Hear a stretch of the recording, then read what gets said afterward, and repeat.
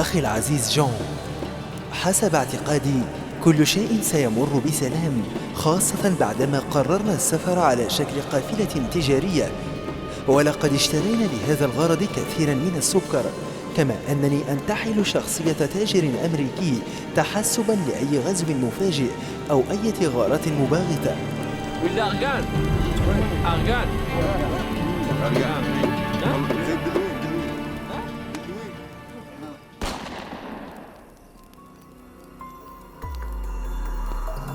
نجت قافلة ميشيل فيوشونج بأعجوبة من الكمائن التي كانت تعج بها المناطق الجنوبية المغربية أيام السيبا.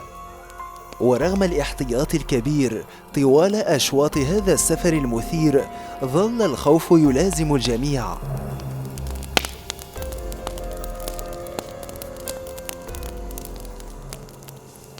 الخوف من غزو أو غارة مباغتة، الخوف من البارود، أو الخوف من رصاصة طائشة. عدم اطمئنان فيوشونج جعله يفكر في أقرب مكان آمن يمكنه اللجوء إليه كلما أحس بالخطر.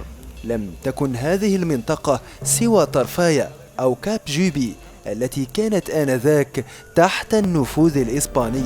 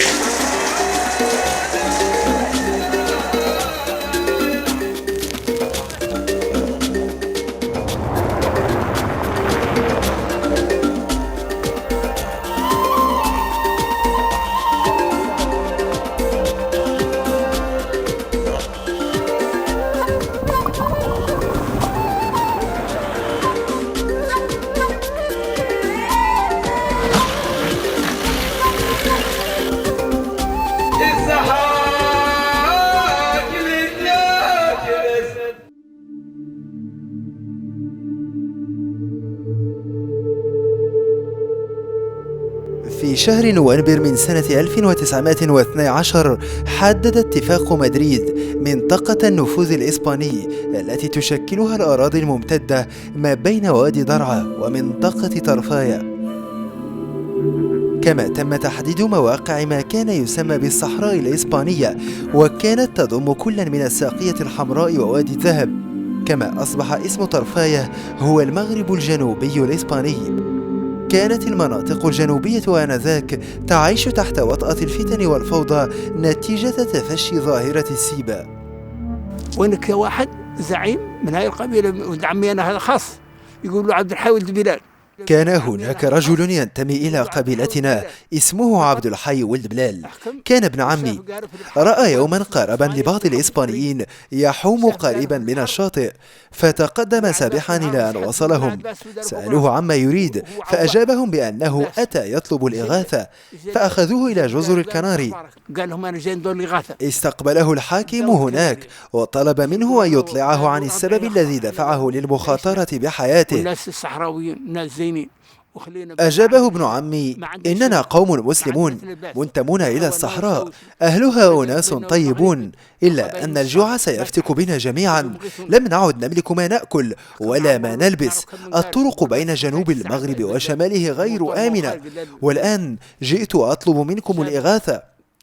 شحن الإسبان المراكب وأتوا معه، ففتح ميناء صغير في مجريو، ثم اجتمعت القبائل فخاطبهم عبد الحي: من يملك الفحم فليأتني به، ومن يملك الصوف فليأتيني بها، وآتوني بجلود الأغنام كذلك. آتوني بالزلب الغنم.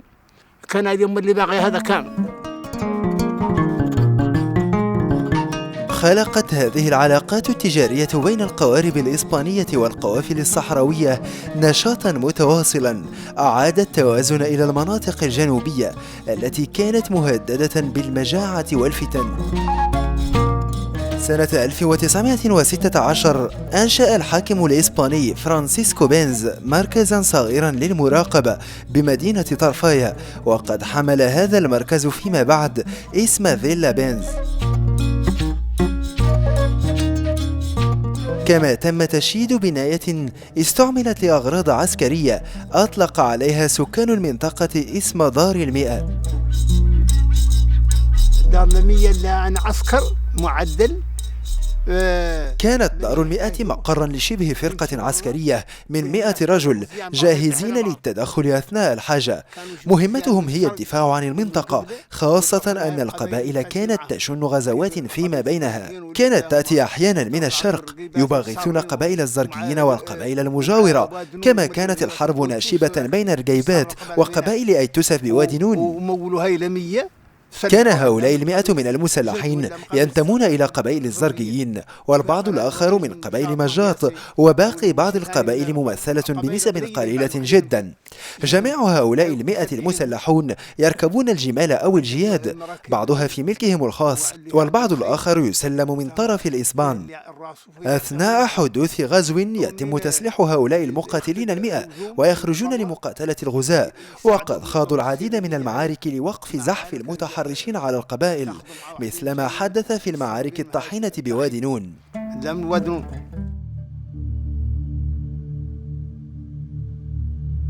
هذه البنايات المحافظة على رونق زليجها القديم ما تزال شاهدة على التواجد الإسباني المتمركز آنذاك ب3 مناطق مغربية، وهي كاب جيبي وفيلا سيسنيروس والجويرة.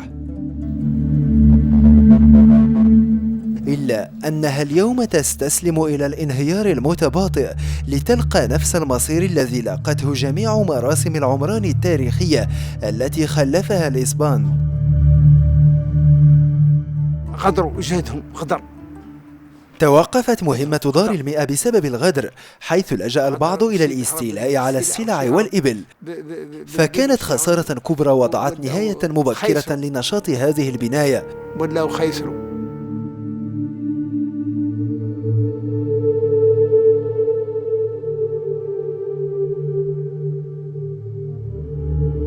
وكما شهدت أراضي طرفاية دخول الإنجليز والإسبان، فإن أجواءها قد شهدت سنة 1925 قدوم هدير ينبئ ببداية عهد جديد. بدأ كل شيء مع بيير جورج لاتيكوير الذي كان مهتما بالصناعة في أقصى البيرينيه. في خضم أحداث الحرب العالمية الأولى تلقى لاتيكوير من الحكومة الفرنسية عرضا لصناعة 1000 طائرة استطلاعية من نوع سالمسون تتسع لطيارين 2. لم تكن لدى لاتيكوير أي خبرة في صناعة الطائرات، ورغم ذلك قبل العرض. بعد انتهاء الحرب العالمية الأولى سنة 1918 وجد لاتيكوير نفسه أمام قوة إنتاجية هائلة، زيادة على بنايات إضافية جديدة والعديد من المعدات الحديثة. إلا أنه لن يتراجع عن مشروعه، خاصة أن تنبؤاته بازدهار مجال هذا القطاع بعد الحرب جعلته يستأنف مشواره دون تردد. كانت الرسائل التي تبعث عن طريق البحر من فرنسا نحو المغرب تستغرق آنذاك ما بين 5 إلى 11 يوما.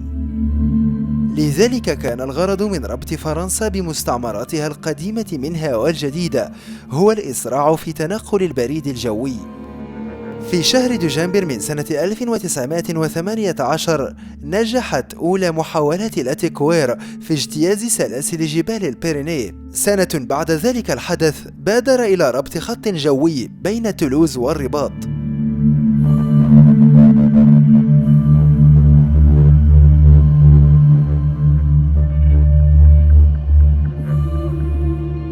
سنة 1923 حصل لاتيكوير من الحكومة الإسبانية على الترخيص بالتحليق في أجواء وادي الذهب، مع السماح له ببناء قواعد وأبراج للمراقبة في كل من مدينتي كاب جيبي وفيلا سيسنيروس. في الأول من شهر يونيو سنة 25 900 وألف تم حمل أول بريد جوي من قبل الطائرة بريغيت 14 القادمة من مدينة تولوز، عابرة أجواء مدينة طرفايا في اتجاهها نحو مدينة سان لوي السنغالية. كان هاي الطيارة تعرف عنها ضعيفة، كانت الطائرة ذات محرك محدود القوة مما يجبرها على التوقف بكثرة، فبعد انطلاقها من تولوز تقوم بأول وقفة لها بإسبانيا ثم الدار البيضاء فأجادير، ثم وقفة أخرى هنا بطرفايا. وما بين مدينتي أجادير وطرفايا يرافق أحد الناطقين باللغة الأمازيغية الطيارين لتسهيل التواصل والتفاوض مع أبناء المنطقة في حالة سقوط الطائرة، لأن جميع المتواجدين بتلك المناطق يتكلمون باللغة الأمازيغية. يتفاهم مع الناس باللغة، بهيك الناس هم كامل يتكلمون بسرعة. مع حلول سنة 26 900 وألف وجدت الشركة صعوبات مع القبائل الجنوبية المغربية، حيث كان بعض المنتمين لها يستغلون سقوط الطائرات المتعرضة للأعطاب لكي يلقوا القبض على الرهائن ليطالبوا بفدية مالية مقابل إطلاق سراحهم. جون ميرموز، مارسيل غين وفيدال كلهم سقطوا رهائن بين أيدي المحتجزين، ولن يطلق سراحهم إلا بعد فديتهم بالأموال. فكان من الضروري مرافقة وسيط من سكان القبائل لأجل الترجمة وتسهيل مهمة التفاوض مع المحتجزين. هذه الطيارات اللي قبضوا القبائل خالقين. الطائرات التي تسقط بين يدي القبائل يتعرض طاقمها للحجز، ولا يطلق سراح المحتجزين حتى يدفعوا مقابل ذلك قسطا من المال كفدية. قدر من المال هاي كاينة دايما. كان ميشيل فيوشونج أثناء استعداداته للسفر إلى المغرب يجمع قصاصات الجرائد التي تتحدث عن سقوط واختفاء الطائرات بالمناطق الصحراوية.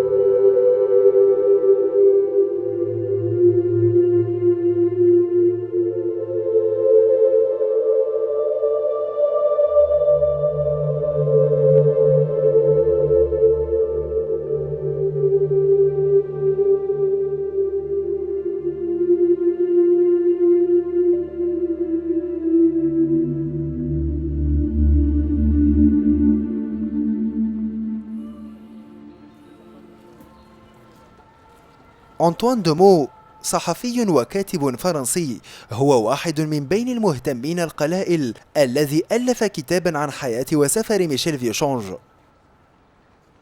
Michel Vieuchange, lorsqu'il a fait son voyage, avait tout de même prévu. أثناء قيام ميشيل فيوشونج بسفره كان قد اتخذ مجموعة من الاحتياطات، كما كان قد برمج اللجوء إلى طرفايا إذا أعجزته حدة المشاكل، ذلك لأن طرفايا كان بها آنذاك مقر لمركز عسكري إسباني، وكذلك مقر شركة الطائرات الفرنسية للبريد الجوي، حيث بإمكان أي طيار فرنسي أن يمده بالمساندة والعناية كلما احتاج إلى ذلك، وقد وضع هذا التخمين من باب الاحتياط.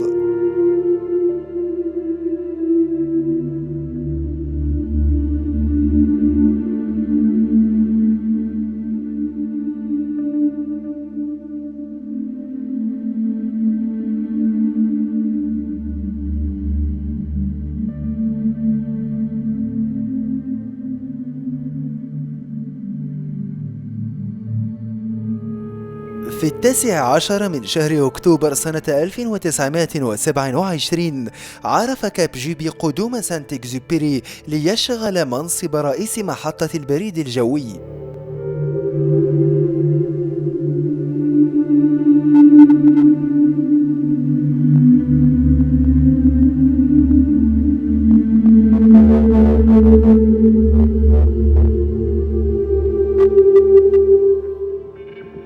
البشير خديم من بين آخر المعاصرين لهذه الحقبة التاريخية كان آنذاك طفلا صغيرا، كل شبر من هذه الأمكنة يذكره بأيام الهدير وأشلاء الطائرات المترامية هنا وهناك، حيث كان يجد سانت إكزوبيري قطعا للغيار أثناء سقوط إحدى الطائرات.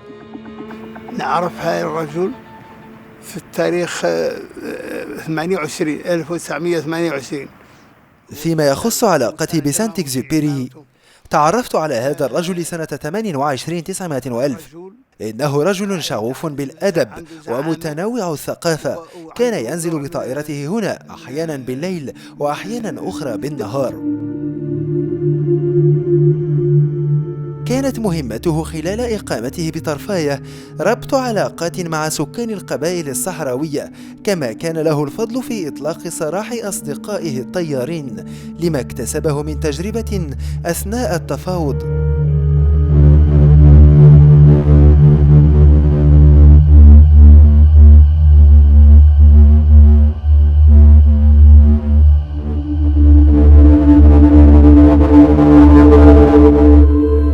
نوع ثاني منين جت طيارة خاصة. مرة تعرضت طائرته للعطب فنزل هنا وشرع في إصلاحها، استغرق يوما أو نصف يوم، وبعدما أصلحها أراد تجربتها فدعاني للركوب معه وحلق بي عبر هذه الأجواء، ثم عدنا إلى هنا. احنا وحدين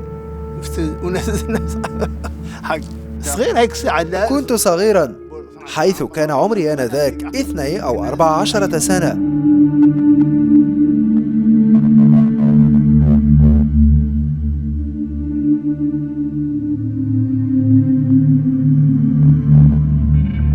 كانت طرفاية تمثل بالنسبة للطائرات الحاملة للبريد أهم محطة توقف تربط بين فرنسا والسنغال. في ذلك الزمن العصيب استطاع هؤلاء الرجال أن يوزعوا أطنانا من الرسائل عبر مناطق نائية لربط الصلات بين القارات.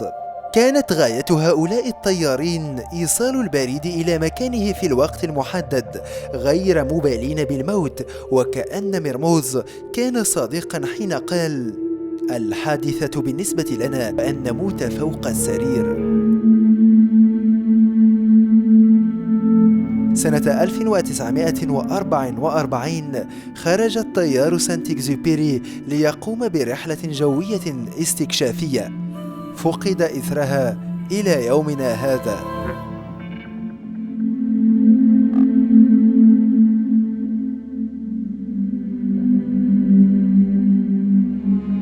إذا كانت المعالم العمرانية لهذه الحقبة قد انهارت، فإن تاريخ رموزها لا ينهار، ولا تزال مدينة طرفاية تحضن بين فضاءاتها رموزا تذكر الزائرين بتلك الفترة.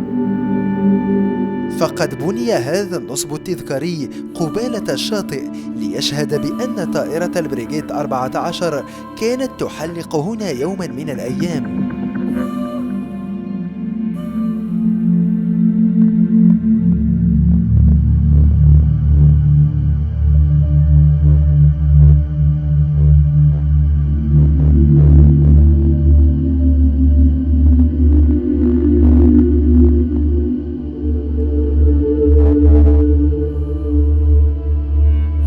قد يظن العديد من الزائرين أن دار المئة هذه هي مقر شركة لاتيكوير، لكن الأمر غير ذلك. فقد قام المخرج الفرنسي روبر إنريكو سنة 1994 بتصوير لقطات فيلمه بمدينة طرفاية المهمة الأخيرة لسانت إكزوبيري، وقد اضطر لكتابة اسم لاتيكوير على جدار بناية دار المئة التي اختارها لتمثل مقر استقرار سانت إكزوبيري.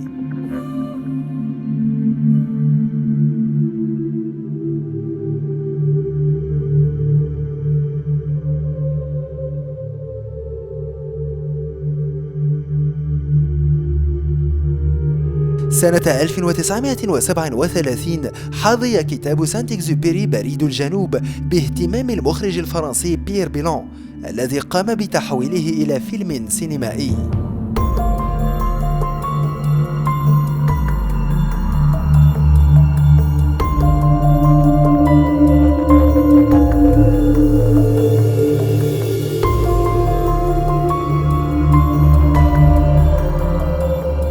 عرف عالم الفن السابع آنذاك نجاحا كبيرا، مما جعل الشاشة الكبيرة تغزو جميع بقاع العالم، كما جلبت السينما اهتمام العديد من المهتمين من فنانين وأدباء.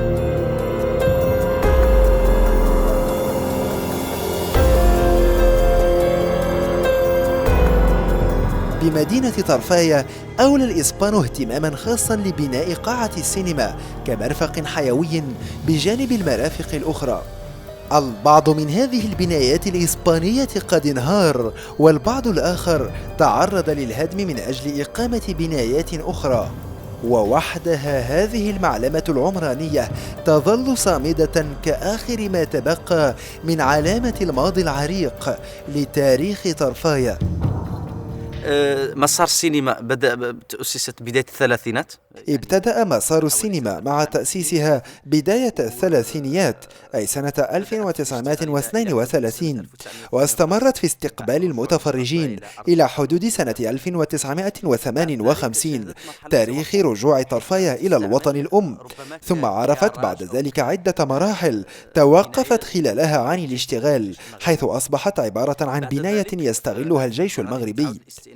وستعيد هذه البناية نشاطها كسينما سنة 73 وألف على يد والد محمد شيبة بن الشيخ مربيه ربه ابن الشيخ ماء العينين، بحيث أعاد إليها بريقها، وبعدما كانت تستقبل الجنود الإسبان أصبحت تستقبل الجنود المغاربة. لعبت هذه البناية أدوارا هامة في الترفيه على الساكنة المحلية، كانت بمثابة وسيلة إعلامية، فبجانب بثها للأفلام المطولة المتنوعة قامت بعرض العديد من البرامج الوثائقية المغربية واحتفالات الأعياد وجل التظاهرات الوطنية كالمسيرة الخضراء. الفضل في هذا يرجع الوالد الله يرحمه، لأنه استثمر يعني واحد الفضل في ذلك يرجع لوالدي رحمه الله الذي استثمر مبالغ هامة لإعادة الحياة إلى هذه السينما. لم يكن والدي يفارق المحور الطرقي بين طنطن والعيون، كان وصول الأفلام من مدينة الدار البيضاء يستغرق أسبوعين أو ثلاثة، كان يعاني كثيرا مع وسائل النقل، إلا أن أهدافه كانت أرقى وأسمى، مما جعله يضحي بالغالي والنفيس من أجل السينما. باش تستمر هاد السينما في 1993 يعني كانت مشكل ديال سنة 1993 عرف مجال السينما أزمات على المستوى الوطني عامة بعد منافسة جهاز الفيديو والأجهزة الرقمية.